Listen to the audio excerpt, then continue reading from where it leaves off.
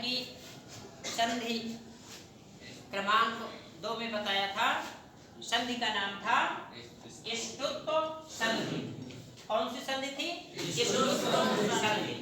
अब इष्टुत्व संधि के बाद आपकी कक्षा की अगली संधि है, उस संधि का नाम है जस्त्व संधि।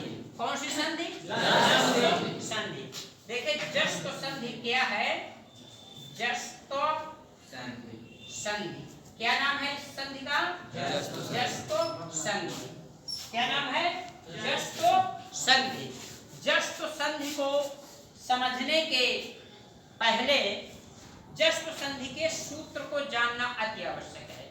जस्त्व संधि के सूत्र को जानना, किसी भी संधि को हम समझना चाहते हैं तो उसके सूत्र की जानकारी हमें होनी चाहिए।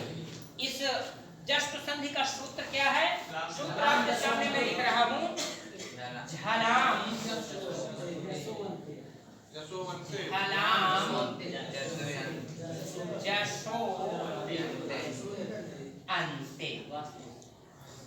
झलाम जसो अंते। ये झलाम जसो अंते से ही इस जस्त्व संधि के जो अगले शब्द हैं उनका निर्माण हो जाता है कि इस झलाम शब्द का मतलब क्या है, जस शब्द का मतलब क्या है और अंत शब्द का मतलब क्या है। यदि आप इस झलाम जसो अंते सूत्र की व्याख्या करना जान जाएं या इसकी व्याख्या समझ लें तो यह संधि आप लोगों के पूरी तरह से समझ में आ जाएगी। देखते हैं, झल को आप लोगों ने देखा था कक्षा 8 या 9 में। झल एक प्रकार का प्रत्याहार होता है, एक प्रकार का प्रत्याहार है। प्रत्याहार क्या होते हैं? प्रत्याहार को आपने ये सुना होगा, माहेश्वर सूत्र में किसी भी बिना हल वाले अक्षर से हल वाले अक्षर को जोड़ दें तो वह एक प्रकार का प्रत्याहार माना जाता है। और उस अक्षर के बीच के, यानी जिस अक्षर को हमने जोड़ा है, जिस अक्षर के बीच में उन सभी के जिनमें हल नहीं लगा हुआ है, उन अक्षरों को यदि हम गिन ले या देख ले तो उस प्रत्याहार के अक्षर माने जाते हैं। चलिए मैं उदाहरण देके बताता हूँ। इसके लिए सबसे पहले हमें लिखना पड़ेगा माहेश्वर सूत्र। माहेश्वर सूत्र क्या है? देखिए आपके सामने हम लिख रहे हैं, देखिएगा, आ ई ओ रो, फिर री लरी को, फिर ए ओ गो, फिर आए आओ चो, फिर हा या वा रा टो, फिर ला ड़, फिर इमंगड़नम इया मा अंगा आड़ा ना मा इमंगड़नम, फिर झभै झा भा ई, झभै के बाद घड़ धस घड़ धस, फिर जब गड़ दस जब गड़ दस, जब गड़ दस, फिर खप छठत खा ख छा ठ ठ चा ट ता व, खप छठत चटतो, फिर का पाया का पाया, फिर सा ख सर सा ख सा र और हल। ये आप देख रहे हैं, ये माहेश्वर सूत्र है। इनकी गिनती कितनी होती है? 14 होती है। देख लें, कहीं ऐसा तो नहीं है कि 14 से कम ज्यादा हो गए, लिखने में कोई गलती हो गई। देखें, 1 2 3 4 5 6 7 8 9 10 11 12 13 14। ये आपके माहेश्वर सूत्र की संख्या जो 14 है, ये 14 सूत्र माहेश्वर सूत्र लिखे हुए हैं। आपने माहेश्वर सूत्र के विषय में सुना होगा। ये माहेश्वर सूत्र का नाम माहेश्वर सूत्र क्यों पड़ा? आपने इसके पहले की कक्षाओं में सुना होगा कि एक बार भगवान शंकर तांडव नृत्य कर रहे थे। कौन सा नृत्य? तांडव। कौन सा नृत्य कर रहे थे? तांडव नृत्य कर रहे थे। और जब तांडव नृत्य कर रहे थे तो तांडव नृत्य करते समय उन्होंने 14 बार जो है क्या बजाया था? डमरू। 14 बार उन्होंने डमरू बजाया और इन्हीं डमरू के आवाज को महर्षि पाणिनि ने अपने सूत्र में बांध दिया। तभी से इन सूत्रों का नाम माहेश्वर सूत्र कहा गया। तो ये माहेश्वर सूत्र जो है, माहेश्वर सूत्र के अंतर्गत ही ये झल प्रत्याहार बनाए गए। झल प्रत्याहार कैसा सूत्र है, इसके अंतर्गत कितने अक्षर आते हैं ये आप देख लें। आपको मैंने बताया था किसी भी प्रत्याहार को बनाने के लिए माहेश्वर सूत्र के बिना हल वाले किसी अक्षर को ले लें और हल वाले अक्षर को जोड़ दें। उसके बीच के जितने भी अक्षर आते हैं उस प्रत्याहार के अंतर्गत आने वाले वर्ण होते हैं। जैसे आप यहाँ पे देख रहे हैं ये झा है ना, झा के आगे आप बढ़ते चले जाए तो देखेंगे यहाँ पे ला मिला। तो झा और ला हमने लिख लिया, झा और ला, ये झल लिख गया।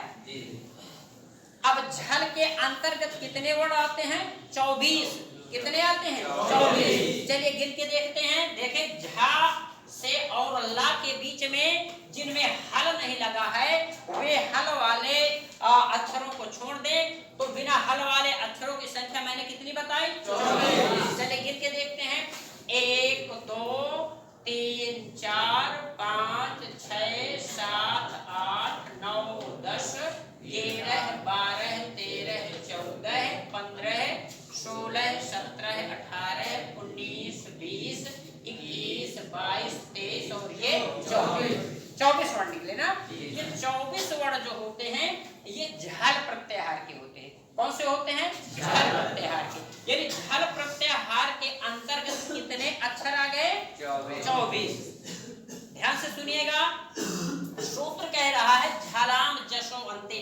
झलाम माने झालों का, झालों का मतलब इन 24 अक्षरों का जस हो जाए। अब जस क्या है? जस भी एक प्रकार का हमारा प्रत्याहार है। क्या है? जस भी एक प्रकार का प्रत्याहार है। अब जस प्रत्याहार को निकालने के लिए हमें क्या करना पड़ेगा? जा से और सा के बीच के अक्षरों को गिनना पड़ेगा। यहाँ इस माहेश्वर सूत्र में आप देख लें कि ज कहाँ पे लिखा है? मिल रहा है? मिल गया? चलिए विनीत जी आप बताइए, खड़े होइए, बताइए ज जो है किस लाइन में है? 1 2 3 4 5 किस लाइन में है? तीसरी लाइन में बैठ जाइए। ये जा हमारा ये यहाँ पे लिखा हुआ, तीसरी लाइन लिखा हुआ है ना। ये जा से और सा के बीच के जितने अक्षर हैं, ये जो जिसमें हल लगा होता है उसको तो गिनते नहीं है। ये हल वाले को छोड़ करके बाकी जितने अक्षर हैं उनकी गिनती होती है। तो ये हमारा जो जस प्रत्याहार यहाँ पे बना, तो आप ध्यान से देखेंगे जस प्रत्याहार में 1 2 3 4 5 बन गए। कितने बन गए? 1 2 3 4 5। और इन 5 अक्षरों को हम लिख लें। ये जा हो गया, फिर बा हो गया, फिर गा हो गया, और फिर डा हो गया, और फिर दा हो गया। ये हमारे जस प्रत्याहार के अंतर्गत होते हैं। अब ये सूत्र बताता है कि झल प्रत्याहार के बाद कक्षा 12 में लिखा हुआ तीसरे, चौथे और 5वें वर्ग के अक्षर होने चाहिए। ठीक है ना? अन्य किताबों में लिखा हुआ है कि स्वर या व्यंजन कोई भी होना चाहिए या रा ला वा के सहित। चलिए यहाँ पे हम दोनों चीजें लिख रहे हैं। यहाँ पे लिखा है तीसरे, चौथे और 5वें वर्ग के अक्षर, और या रा ला वा ये होना चाहिए कक्षा 12 के अनुसार जो आपकी कक्षा में है। बाकी में यहाँ पे स्वर या व्यंजन कोई भी हो सकते हैं। स्वर, धन, व्यंजन, स्वर या व्यंजन कोई भी हो सकते हैं। ठीक है ना? यानी धन के पहले झल होंगे और धन के बाद कोई भी अक्षर होगा, समझ पा रहे हैं? कोई भी अक्षर होंगे तो ये जो झल है, झल प्रत्याहार का जो अंतिम अक्षर है, झल प्रत्याहार न कहना चाहिए उस शब्द का जो अंतिम अक्षर है, यदि झल प्रत्याहार का है तो वह अपने वर्ग का तीसरा हो जाता है, अपने वर्ग का। जैसे यहाँ पे आपकी किताब में एक उदाहरण दे रहा है, किताब है जैसे खट धन आनन है, खट देखो यहाँ पे लिखा हुआ है खट और धन आनन, क्या लिखा है? आनन। ध्यान से समझिएगा, ये टा किस वर्ग का अक्षर है? टा वर्ग का अक्षर है। देखो यहाँ पर मैं एक ककहरा लिखे दे रहा हूँ। ककहरा वैसे आप लोगों ने पढ़ा होगा खूब अच्छी तरह से, लेकिन क्रम से पढ़ने में कभी कभी गलती हो जाती है। चलिए इसमें मैं कुछ ककहरा लिख रहा हूँ जिसकी हमें यहाँ पे जरूरत है। देखिए ककहरा ये है आपका का, गा, और इसके बाद चा, छा, जा, झा और या। इसके बाद टा, हा, या, झा और या। इसके बाद टा, हा, जा, झा और या। इसके बाद पा,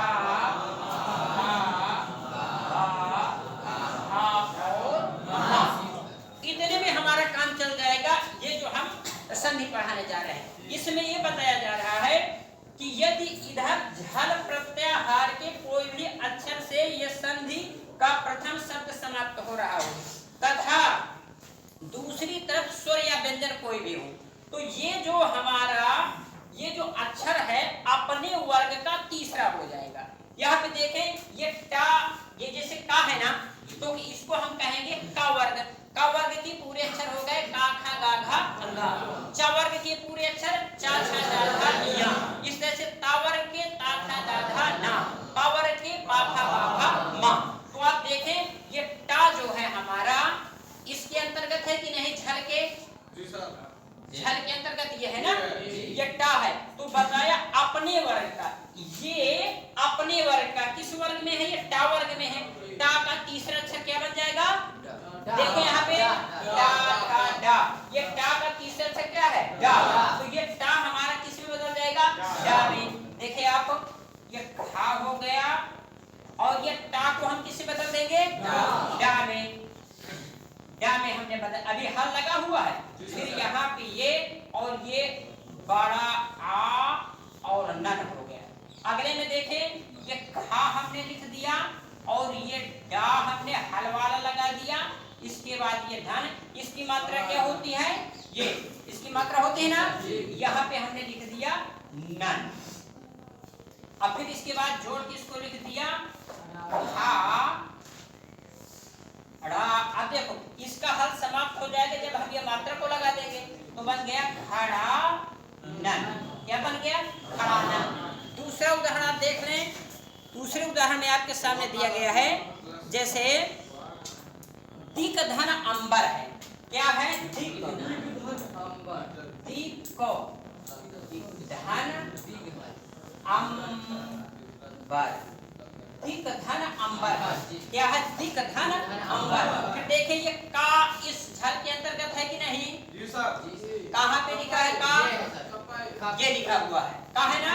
तो देखें ये का हमारा प्रथम शब्द का अंतिम अक्षर है, तो ये किस अक्षर में परिवर्तित होगा? तीसरे, तीसरे बदलेगा। लेकिन किसके तीसरे में? अपने वर्ग के तीसरे में। इसका वर्ग का है ना, का तीसरा क्या हो जाएगा? गा। तो इस का को हम किससे बदल देंगे? गा में। तो देखिए हमने बना दिया दी और ये का की जगह में गा और धन अंबर लिख गया। लिख देखिए आप, ये दी और गा हमने लिख दिया और दी गा लिखने के बाद आप ये जानते हैं ये आ है ना, आ की मात्रा कुछ भी नहीं होती है। यदि हम इसकी मात्रा को इसमें लगा दें तो ये हमारा हल समाप्त हो जाएगा। तो यहाँ पर हमने आधा माँ और बा, और रा कर दिया, और ये वाला हल अब हम यहाँ से हटा रहे हैं। क्यों हटा रहे हैं? क्योंकि ये आ की मात्रा इसमें लग गई, आधा माँ बा और बच गया। अब जोड़ करके हम लिख देंगे तो बन जाएगा दिगंबर, दिगंबर, दिग धन अंबर बराबर दिगंबर। यानी ये जो झलाम जसवंत संधि है, यदि झल प्रत्याहार के वर्ण प्रथम शब्द के अंतिम अक्षर में आ जाते हैं तो ये अपने वर्ग के तीसरे अक्षर में बदल जाता है, अपने वर्ग के तीसरे अक्षर में बदल जाता है। इस प्रकार से ये आपकी कौन सी संधि हो जाती है? जस्तो संधि, जस्तो संधि। अब इसमें किसी बच्चे को समझ में ना आया हो तो आप लोग पूछ सकते हैं, इसमें जो हमने बताया हो और आप लोगों के समझ से परे हो गया हो या हमारी भाषा न समझ पाए हो तो आप लोग हमें बताइए, ठीक है? आ जाएगा? चलिए सभी बच्चे इसको लिख लें।